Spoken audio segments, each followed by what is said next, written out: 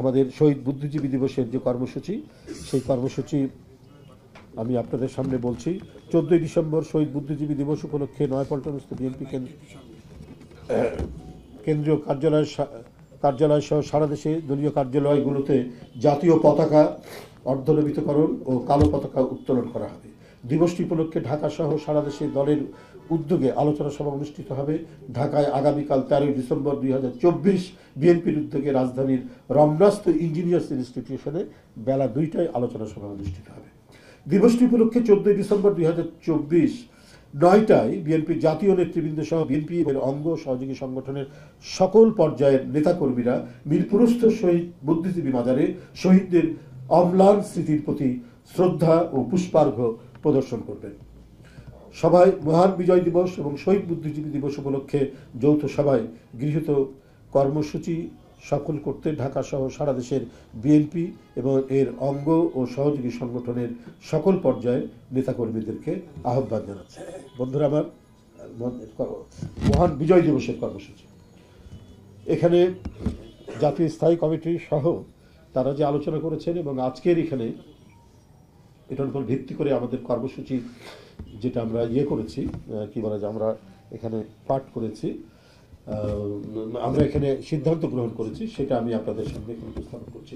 মহান বিজয় দিবস উপলক্ষে বিএনপির কেন্দ্রীয় কার্যালয় ও দেশব্যাপী বিএনপির সকল কার্যালয়ে জাতীয় ও দলীয় পতাকা উত্তোলন করা হবে। মহান বিজয় দিবস উপলক্ষে বিএনপির উদ্যোগে রাজধানীর রমনাস্থ ইঞ্জিনিয়ার্স ইনস্টিটিউশন 15ই ডিসেম্বর বেলা 2টায় আলোচনা সভা।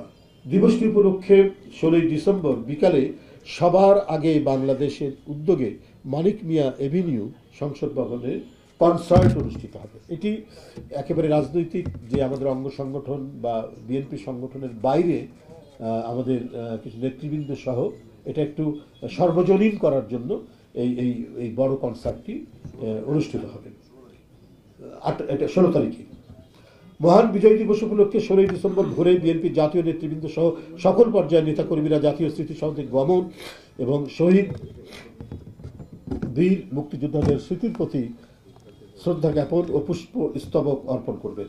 সভায় জাতীয় স্মৃতিসৌধ থেকে ফিরে বিএনপির জাতীয় নেতৃবৃন্দ সহ সকল পর্যায়ের নেতাকর্মীরা মহান স্বাধীনতার ঘোষক শহীদ রাষ্ট্রপতি জিয়াউর রহমানের মাজারে পুষ্পার্ঘ্য অর্পণ ও ফাতেহা পাঠ করবেন। এছাড়া দিবসটি উপলক্ষে দলের পক্ষ থেকে পোস্টার প্রকাশ করা হয়েছে এবং অঙ্গ সহযোগী সংগঠনগুলো নিজস্ব আঙ্গিকে কর্মসূচি প্রণয়ন করে তা বাস্তবায়ন করবে। অনুরূপভাবে মহান বিজয় দিবস উপলক্ষে সারা দেশে স্থানীয় সুবিধা অনুযায়ী বিএনপি এবং এর অঙ্গ সহযোগী সংগঠনগুলো বিভিন্ন কর্মসূচি পালন করবে। মহান বিজয় দিবস উপলক্ষে বিএনপি চেয়ারপারসনের গুলশানস্থ কার্যালয় এবং নয়াপল্টনস্থ বিএনপির কার্যালয় আলোকসজ্জায় সজ্জিত করার সিদ্ধান্ত গ্রহণ করা হয়। এই দুইটি কর্মসূচি আপনাদের সামনে উপস্থাপন করলাম। আপনারা নিশ্চয়ই এটি আপনাদের জনপ্রিয় সংবাদ মাধ্যমে আপনারা এটা প্রচার করবেন, প্রকাশ করবেন, এই আশা রাখি এবং আজকের আপনাদের কাছে থেকে বিদায় নিতে চাই এবং আমাদের যে আজকের আলোচনা সভারও আমি এখানে সমাপ্তি ঘোষণা করছি। ধন্যবাদ আপনাদের সবাইকে।